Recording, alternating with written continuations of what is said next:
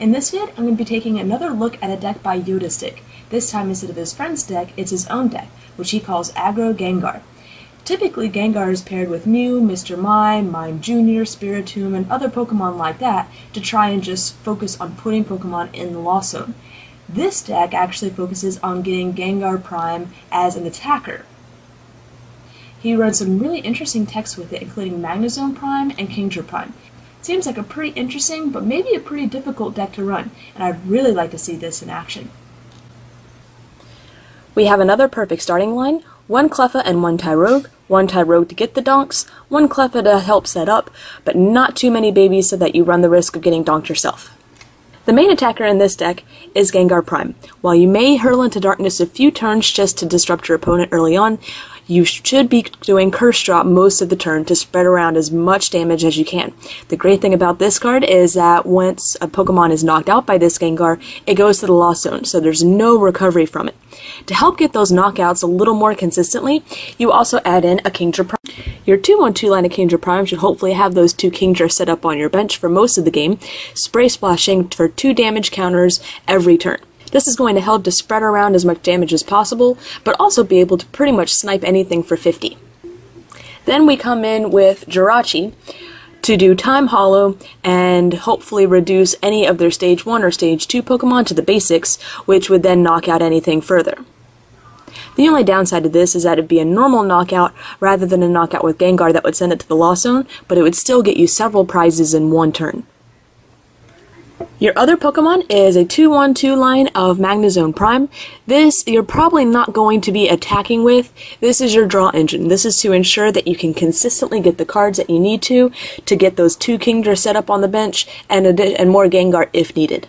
You also run 4 Rainbow Energy, so you'll be able to Lost Burn if needed to really knock out something that you're having troubles with. I have a few suggestions to consider for your Pokemon lines. You only run 1 Jirachi, but I think you'd be safer running 2 just in case it's prized. You'll be using it late game anyways, but you certainly don't want it to be in that last prize position. While you do run 3 Candy, I might recommend increasing your middle Stage 1 lines to 2 each. That will ensure that if that Stage 1 is prized, you can still evolve, especially under a Trainer Lock of Vileplume.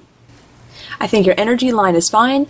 The 4 Rainbow, while I'm not a fan of the extra damage counter Rainbow puts on, I think is essential in this deck because you do need it for the Kingdra in order to attack with Dragon Steam, as well as for the Magnezone. And it's just not feasible to include both Lightning and Water Energy along with Psychic in this deck. So I think 8 Psychic and 4 Rainbow is an excellent idea. You run 4 Pokemon Collector to search out for basics, as well as 4 Pokemon Communication to be able to then turn around and throw those in for the Stage 1 or Stage 2 that you need. While I think these lines are very strong, I think you'll also be safe in reducing each to 3, and that way you'll have a little bit more room for a few other essential cards. I would include 1 Flower Shot for recovery, and 1 Twinge just in case you need to come from behind, just because you'll never know when you need them. You run 2 Lost World, which I believe is perfect. While you're aiming to pretty much win on prizes in this game, because Gengar is your main attacker and things should be going mostly into the Lost Zone, the chance of winning by a Lost World is very high, so it's good that you include 2 of these just in case. I would add 1 switch in case your Magnezone is reversaled or Pokemon captured up, just so you don't have to pay that hefty retreat cost. I would also recommend throwing in 2 or 3 Pokemon Reversal or Pokemon Catcher. That way you can drag up something that can't really attack at the moment and focus on spreading that damage and hopefully stay in there for a few more turns while your opponent kind of hopes to pull the switch or loads up whatever you decided to drag up. You run 3 Rare Candy, which I think is perfect. You run 3 Stage 2, so having a high number of candy is definitely needed. And you also run 4 Junk Arm for the same reason. You're really going to need to reuse those communications and the rare candies, so ensuring that you have 4 Junk Arm to be able to do that is pretty important. And if you decide to add in Reversal, Switch, anything like that, you can also be able to reuse those. I'm really not a fan of the Sage in this deck because except for the Junk Arm, you don't have many cards that can help you recover anything that you throw out. So I would recommend dropping the 3 Stage to make room for a few other supporters. You run 4 Professor Oak's New Theory, which I think is a great number. A lot of hand refreshers in a deck like this is going to be really important. but I would also recommend that you throw in 1 Juniper just in case you need a really good hand refresher. Since you run Magnezone Prime, throwing in 2 Judges I think would be a great idea to help disrupt your opponent.